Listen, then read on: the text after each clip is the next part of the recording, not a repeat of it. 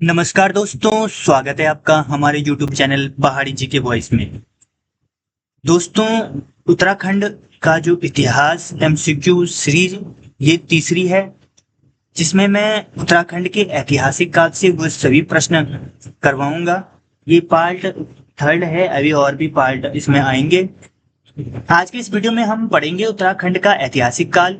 यह topic UKPSC, UK triple SC, उच्च न्यायालय, कर विभाग, पटवारी, लेखपाल, कानून गो और समूह के सभी परीक्षा के लिए बेहद महत्वपूर्ण है। सबसे पहले समझ लेते हैं कि ऐतिहासिक काल किसे कहते हैं। इतिहास को मुख्य रूप से दो भागों में बांटा जाता है, एक आपका प्रागैतिहासिक काल और एक ऐतिहासिक काल। ऐतिहासिक काल वह समय माना जाता है जब मानव ने लिखना शुरू किया और घटनाओं का विवरण शिलालेखों, ताम्रपत्रों, अभिलेखों, सिक्कों तथा साहित्य के रूप में मिलने लगा। इसलिए इस काल की जानकारी प्रमाणों के आधार पर मिलती है। उत्तराखंड के इतिहास में ऐतिहासिक काल का जो विशेष महत्व है, क्योंकि इसी काल में हमें यहाँ के प्राचीन शासकों, राज्यों, संस्कृति, धर्म, व्यापार और समाज के बारे में विश्वसनीय जानकारी प्राप्त होती है। प्रतियोगी परीक्षाओं में इस विषय में हर वर्ष कम से कम प्रश्न पूछे ही जाते हैं, इसलिए इसकी अच्छी तैयारी करना बहुत आवश्यक है। अब हम इस वीडियो में ऐतिहासिक काल से जुड़े सबसे महत्वपूर्ण एमसीक्यू हल करेंगे। प्रत्येक प्रश्न के साथ उसका सही उत्तर और संक्षिप्त व्याख्या भी दी जाएगी, ताकि आपका जो कॉन्सेप्ट है पूरी तरह स्पष्ट हो जाए। यदि आप उत्तराखंड की किसी भी प्रतियोगी परीक्षा की तैयारी कर रहे हैं तो इस पूरी एमसीक्यू सीरीज को शुरू से अंत तक अवश्य देखें। वीडियो पसंद आए तो लाइक करें, अपने दोस्तों के साथ शेयर करें और चैनल को सब्सक्राइब करके बेल आइकन दबाना न भूलें। चलिए बिना समय गवाए शुरू करते हैं उत्तराखंड का ऐतिहासिक काल एमसीक्यू सीरीज पार्ट 3। दोस्तों, सबसे पहले उत्तराखंड का जो प्राचीन इतिहास है उसका जो प्रश्न नंबर 1 है, उत्तराखंड पर शासन करने वाली प्रथम राजनीतिक शक्ति कौन थी? कुड़िंद। एक प्रश्न ये है कि किस शासक को उनके इतिहास का सबसे प्रतापी और शक्तिशाली राजा माना जाता है? दोस्तों, इसका जो सही आंसर हो जाएगा वो है अमोधभूति। ठीक है, तो अमोधभूति को कुड़िंद वंश का सबसे प्रतापी और शक्तिशाली राजा माना जाता है। राजा अमोधभूति कुड़िंद राजवंश का सबसे महान और प्रतापी शासक था। उसकी पुष्टि इसके शासनकाल में जारी की गई उच्च गुणवत्ता वाली रजत, चांदी और ताम्र तांबे की मुद्राओं से होती है। रजत यानी चांदी और ताम्र यानी तांबे की मुद्रा से इसकी पुष्टि होती है। अगला प्रश्न है, कुड़िंद राजा अमोधभूति द्वारा जारी अमोधभूति प्रकार की जो मुद्राओं पर किस विशिष्ट लिपि का प्रयोग एक साथ द्विभाषी मिलता है? तो दोस्तों, जो इसका सही आंसर होगा वो होगा ब्राह्मी लिपि। लेकिन एक दूसरी लिपि भी थी, तो इसका जो सही आंसर हो जाएगा वो हो जाएगा ब्राह्मी और खरोष्टी लिपि। ठीक है, तो अमोधभूति प्रकार की मुद्राएं द्विभाषी और द्विलिपिक हैं। इनके जो अग्रभाग पर ब्राह्मी लिपि में तथा पृष्ठ भाग पर खरोष्टी लिपि में राजा का नाम और उपाधि उत्कीर्ण अर्थात लिखी हुई है, छपी हुई है। ठीक है, अगला प्रश्न है, उत्तराखंड के किस स्थान से प्रसिद्ध अल्मोड़ा प्रकार की मुद्राएं प्राप्त हुई हैं, जिन पर शिवदत्त और हरिदत्त जैसे राजाओं के नाम अंकित हैं? तो वो किस प्रकार की मुद्राएं थी? तो वो थी कत्यूरी घाटी।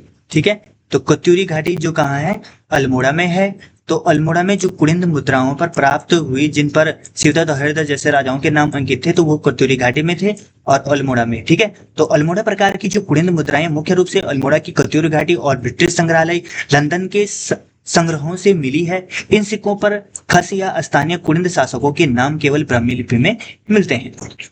अगला प्रश्न है, कुड़िंद राजवंश के पश्चात मध्य हिमालय उत्तराखंड के तराई और मैदानी क्षेत्र पर किस बाह्य साम्राज्य का आधिपत्य स्थापित हुआ, जिसके साक्ष्य वीरभद्र, ऋषिकेश और मूर्ध्वज कोटद्वार से मिलते हैं? तो मूर्ध्वज किसे कहा जाता है और वीरभद्र किसे कहा जाता है, या वीरभद्र कहाँ है और मूर्ध्वज कहाँ है? तो इस प्रकार से भी मिलान वाले इसमें क्वेश्चन बन जाते हैं, तो ये भी आपको ध्यान रखना है। तो इसका जो सही आंसर हो जाएगा वो ऑप्शन नंबर बी हो जाएगा, कुषाण शासक। तो प्रथम शताब्दी ईस्वी के ऊर्ध्वाधर में कुषाणों ने उत्तराखंड के मैदानी हिस्से, जो मैदानी हिस्से के अंतर्गत आते हैं आपके ऋषिकेश, कोटद्वार और काशीपुर पर अधिकार कर लिया था। और वीरभद्र, ऋषिकेश और गोविंदसाण जो काशीपुर में है, गोविंदसाण से भारी मात्रा में कुषाणकालीन स्वर्ण व ताम्र सिक्के प्राप्त हुए थे। अगला है आपका, कुषाणों के पतन के बाद जौनसार, बाबर और सिरमौर क्षेत्र में किस पराक्रमी वंश का उदय हुआ, जिसने स्वतंत्र गणराज्य स्थापित कर द्विराजयात्रिक व्यवस्था लागू की थी? तो दोस्तों इसका जो सही आंसर होगा वो सही आंसर है आपका ऑप्शन नंबर ए, जोधेव वंश। तो जोधेव वंश एक युद्ध प्रिय और पराक्रमी गणतांत्रिक कबीला था। कुषाणों को उखाड़ फेंकने में इनकी मुख्य भूमिका थी। देहरादून के जौनसार, बाबर, कालू का डांडा और जो अम्बाला क्षेत्र से इसके सिक्कों की साक्ष्य होयाती में मिलती है। ठीक है, तो जोधेव वंश इसमें काफी, जहां पर आपकी द्विराज और त्रिराज व्यवस्था लागू हुई थी। इसी प्रकार के प्रश्न परीक्षा में आपने देखे होंगे, बन रहे हैं, तो आपको थोड़ा से भी कहीं पर भी स्किप नहीं करना है। तीसरी चौथी शताब्दी में यमुना घाटी क्षेत्र में किस शक्तिशाली स्थानीय राजवंश का शासन था, जिसे युगसैल या कागोत्री वंश भी कहा जाता है? तो युगसैल और कागोत्री वंश किसे कहा जाता है? तो ये कहा जाता है आपका ऑप्शन नंबर बी, युगसैल राजवंश या सेलाधार या कागोत्री राजा। ठीक है, तो ये परीक्षा के लिए बहुत महत्वपूर्ण प्रश्न है आपके लिए। ठीक है, अब आता है इसकी व्याख्या में, तो प्रमुख जो यमुना और तौंस नदी के संगम के पास जो कालसी क्षेत्र है, ये किस जिले में है, ये भी आपको बताना है। युगसैल या कागोत्री राजाओं का राज्य था। इन्होंने ही कालसी के पास प्रसिद्ध जगत ग्राम्य में अश्वमेध यज्ञ कराने वाले राजा सेलवर्धन के युग का सूत्रपात किया था। अगला है, उत्तर भारत के इतिहास में प्रसिद्ध गोविसाण के तराई क्षेत्र वर्तमान काशीपुर में किस स्थानीय वंश के शासकों ने मित्र उपाधि वाले सिक्के जारी किए थे? तो ये जारी किए थे आपके ऑप्शन नंबर बी, मित्र वंश ने। ठीक है, तो काशीपुर प्राचीन नाम गोविसाण से पुरातात्विक खुदाई में ऐसे सिक्के प्राप्त हुए हैं जिन पर मात्र मित्र, भानुमित्र और शिवमित्र जैसे राजाओं के नाम अंकित हैं। इन्हें काशीपुर का मित्र वंश भी कहा जाता है। अगला प्रश्न है, समुद्रगुप्त की प्रसिद्ध प्रयाग प्रस्तुति में वर्णित भारत की उत्तर सीमा पर स्थित करतरपुर राज्य का संबंध आधुनिक भौगोलिक दृष्टि से किस क्षेत्र से माना जाता है? तो ये माना जाता है आपका option number B, Uttarakhand, Kumaon Garhwal और रोहिलखंड क्षेत्र से। ठीक है, तो समुद्रगुप्त की जो प्रसिद्ध प्रयाग प्रस्तुति में जो वर्णित भारत की उत्तर सीमा का में स्थित है, तो जो समुद्रगुप्त की प्रयाग प्रस्तुति है वो उसमें वर्णित भारत की उत्तर सीमा में स्थित करतरपुर जो राज्य था उसका संबंध आधुनिक भौगोलिक दृष्टि से किससे था? तो करतरपुर राज्य का संबंध आधुनिक भौगोलिक की दृष्टि से किससे है? उत्तराखंड, कुमाऊं गढ़वाल और रोहिलखंड क्षेत्र से है। इतिहासकार एटकिंसन और डॉक्टर शिव प्रसाद डबराल के अनुसार समुद्रगुप्त के अधीन कर देने वाली सीमावर्ती राज्यों में वर्णित करतरपुर वास्तविक में पूर्वांचल गढ़वाल का ही प्राचीन राजनैतिक स्वरूप था। ठीक है दोस्तों, अब आता है आपका जो अगला प्रश्न है, तो अगला प्रश्न आता है आपका 5वीं शताब्दी के उत्तरार्ध में उत्तराखंड से कुलिंदों और योद्धों के प्रभाव को समाप्त कर किस शक्तिशाली वंश ने गोपेश्वर त्रिशूल लेख के अनुसार नागराज सत्ता स्थापित की थी? तो दोस्तों इसका जो सही आंसर है, ये मैंने इसे पहले भी बता रखा है, तो उत्तराखंड का जो नागवंश है, इन्होंने क्या किया था कि गोपेश्वर त्रिशूल लेख के अनुसार नागराज सत्ता स्थापित की थी। चमोली के गोपेश्वर, जहां रुद्रनाथ मंदिर परिसर से प्राप्त त्रिशूल लेख पर गणपति नाग, विभुनाग, स्कंदनाग और अंशनाग जैसे 4 प्रसिद्ध नाग राजाओं के नाम उत्कीर्ण हैं, जो नागवंश के वर्चस्व को प्रमाणित करते हैं। अगला है आपका, कन्नौज के किस प्रसिद्ध मौखरी राजवंश के अंतिम राजा ग्रहवर्मा की हत्या के बाद उत्तराखंड का जो पर्वतीय क्षेत्र थानेश्वर के जो वर्धन राजवंश के अधीन आ गया था, तो वह क्या आ गया था? तो वो ग्रहवर्मा। तो ग्रहवर्मा मौखरी राजवंश के अंतिम राजा ग्रहवर्मा की हत्या के बाद उत्तराखंड का पर्वतीय क्षेत्र जो थानेश्वर के वर्धन राजवंश के अधीन आ गया था, तो वो आ गया था आपका ग्रहवर्मा। ठीक है, तो नागों के कन्नौज के मौखरियों ने मध्य हिमालय पर अधिकार किया। मौखरी राजा ग्रहवर्मा की हत्या के बाद उनकी पत्नी राजश्री के भाई हर्षवर्धन के कन्नौज और थानेश्वर को मिलाकर इस क्षेत्र को अपने साम्राज्य में मिला दिया। दोस्तों देखो, ये कन्नौज वाला प्रश्न भी बन रखा था कि हर्षवर्धन ने कन्नौज और थानेश्वर को मिलाकर क्षेत्र को साम्राज्य में मिला दिया। ठीक है, अगला है चीनी यात्री ह्वेनसांग ने राजा हर्षवर्धन के शासनकाल में उत्तराखंड की यात्रा की। तो चीनी यात्री जो ह्वेनसांग था उसने किस राजा के शासनकाल में उत्तराखंड में शासन किया? तो वो हर्षवर्धन के शासनकाल में किया था। उसने अपनी यात्रा वृत्तांत में हरिद्वार को क्या नाम दिया? तो हरिद्वार क्षेत्र को उसने जो नाम दिया है वो है आपका ऑप्शन बी, मोयूलो, जो हरिद्वार में है। ठीक है, तो ये नाम उसने दिया था। चीनी यात्री ह्वेनसांग ने 634 ईस्वी में हरिद्वार की यात्रा की, जिसे उसने मोयुलो कहा, और गंगा नदी को महाभद्रा। तो गंगा नदी को महाभद्रा किसने कहा? तो ये कहा ह्वेनसांग ने। और महाभद्रा किसे कहा जाता है? गंगा नदी को कहा जाता है। किसके अनुसार? तो ये कहा जाता है आपका ह्वेनसांग के अनुसार। अगला है हर्षवर्धन की मृत्यु के पश्चात उत्तरवर्धन काल मध्य हिमालय में उत्पन्न राजनैतिक अराजकता के बीच सबसे बड़े स्वतंत्र राज्य ब्रह्मपुर पर किस राजवंश ने शासन किया था? तो ये शासन किया था आपका ऑप्शन नंबर बी, पौरव वंश या द्युतिवर्मन वंश ने शासन किया था। हर्षवर्धन के बाद उत्तराखंड में 3 प्रमुख राज्य बने। एक बना आपका ब्रह्मपुत्र, एक शत्रुघ्न और एक गोविषाण। इनमें सबसे बड़ा और शक्तिशाली जो ब्रह्मपुर था, जहां पौरव वंश के राजाओं वृषभवर्मन और द्युतिवर्मन का शासन था। अगला आपका प्रश्न है, पौरव राजवंश के इतिहास और उनकी शासन व्यवस्था को जानने का सबसे मुख्य और प्रामाणिक पुरातात्विक स्रोत कौन सा है? तो इसका जो सबसे प्रामाणिक और पुरातात्विक स्रोत है वो है आपका ऑप्शन नंबर बी, तालेश्वर ताम्रपत्र। तालेश्वर ताम्रपत्र कहाँ से मिला है? तो ये मिला है आपका कहाँ से? अल्मोड़ा से। अल्मोड़ा के तालेश्वर ताम्रपत्र स्थान से प्राप्त पौरव राजा द्युतिवर्मन और विष्णुवर्मन के ताम्रपत्र और अष्टधातु अभिलेख इस वंश की वंशावली, भूमि मापन व्यवस्था और कर प्रणाली की सटीक ऐतिहासिक जानकारी प्रदान करते हैं। अगला है, पौरवकालीन सैन्य व्यवस्था में संपूर्ण पैदल सेना के सर्वोच्च सेना नायक या मुखिया को किस प्रशासनिक पद नाम से जाना जाता है? तो जो पौरवकालीन सैन्य व्यवस्था में संपूर्ण पैदल सेना के जो सर्वोच्च सेना नायक या मुखिया को जाना जाता है आपका भट्टाध्यक्ष। ठीक है, तो भट्टाध्यक्ष के नाम से जाना जाता है। ठीक है, तो पौरव जो प्रशासन है अत्यंत संगठित था। पैदल सैनिकों को भट्ट कहा जाता था। तो जो पौरव प्रशासन था अत्यंत संगठित था, पैदल सैनिकों को भट्ट कहा जाता था, और जो पैदल सेना के प्रधान मुखिया को भट्टाध्यक्ष कहा जाता था। तो पैदल सेना के ये एक बहुत महत्वपूर्ण प्रश्न है, आप इसको एक भी तरीके से स्किप मत करना। ये बहुत बार पटवारी परीक्षा में बन चुका है और पुलिस परीक्षा में भी काफी बार बन चुका है। महागजपति किसे कहा जाता है? महाश्वपति किसे कहा जाता है? वराधिकृत किसे कहा जाता है?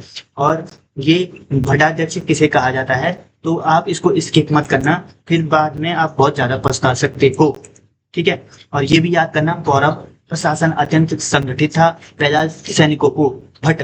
तो पौरवों में जो पैदल सैनिक थे उनको क्या कहा जाता था, और पैदल सेना के प्रधान मुखिया को क्या कहा जाता था?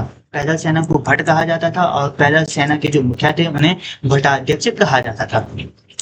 अगला है, पौरव राजवंश के शासनकाल में शाही हस्ती सेना, हाथी सेना, ठीक है, जिसे हस्ती सेना या एलिफेंट कॉर्प्स कहा जाता है, कि सर्वोच्च कमांड को क्या कहा जाता है? मतलब हाथी सेना के सर्वोच्च कमांड को क्या कहा जाता है? तो वो कहा जाता था महागजपति। शब्द से ही पता चल रहा है, गज मतलब होता है हाथी, पति मतलब होता है उसका प्रधान, और महान। ठीक है, तो महान जो उसका सर्वोच्च कमांडर होता था पौरव वंश में, हस्ती सेना या हाथी सेना के जो सर्वोच्च कमांडर होते थे उसे महागजपति कहा जाता था। अगला है, पौरव प्रशासनिक शब्दावली के अनुसार राजा की अश्वसेना घुड़सवार सेना के प्रधान अधिपति को किस नाम से पुकारा जाता था? तो जो घुड़सवार सेना थी उसे किस प्रकार से? तो उसे महा अश्वपति या अश्वपति भी कहा जाता था। तो ये ऑप्शन नंबर बी इसका सही आंसर हो जाएगा। इसको आपने बहुत ध्यान में रखना है, आप इन तीनों को इसकी बिल्कुल भी मत करना। ये तीनों की तीनों बहुत ही इंपॉर्टेंट है, तो कभी भी आपकी परीक्षा में बन सकते हैं। ठीक है। शाही घोड़ों के अस्तबल और घुड़सवार सेना के सर्वोच्च प्रबंधन व कमान को संभालने वाले कुछ अधिकारी को पौरव अभिलेखों में महाश्वपति नाम दिया गया है। अगला है, पौरव काल में भूमि दो प्रकार की होती थी, एक होती थी केदार और एक होती थी सारी। जिसमें सारी भूमि का तात्पर्य किस प्रकार की भूमि से है, तो सारी का तात्पर्य किस भूमि से था, तो वो था आपका असंचित या सूक्ष्म भूमि जिसे कहा जाता था, जहां पर पानी न हो, मतलब जहां पानी से सिंचा न गया हो, असंचित और सूक्ष्म भूमि होती है। पौरव काल में सिंचित उपजाऊ भूमि घाटी की भूमि को केदार कहा जाता था, जबकि वर्षा पर निर्भर सूक्ष्म या असंचित पहाड़ी ढालों की भूमि को सारी भूमि कहा जाता था।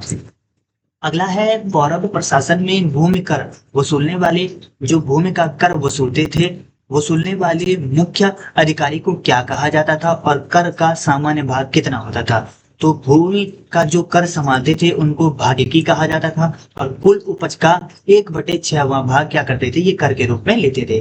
तो राजा को दिए जाने वाला अन्न कर भाग को इकट्ठा करने वाले राजस्व अधिकारी को भागिकी कहा जाता था और शास्त्र समस्त नियमों के अनुसार भूमि कर कुल उत्पाद का 1/6वां भाग लिया जाता था। इसके बाद अगला प्रश्न है, ह्वेनसांग द्वारा वर्णित शत्रुघ्न राज्य वर्तमान उत्तराखंड व हिमाचल की सीमा पर किस नदी के किनारे स्थित है, विस्तृत है, तो ये आपका ऑप्शन नंबर बी, यमुना नदी घाटी के जो किनारे विस्तृत है।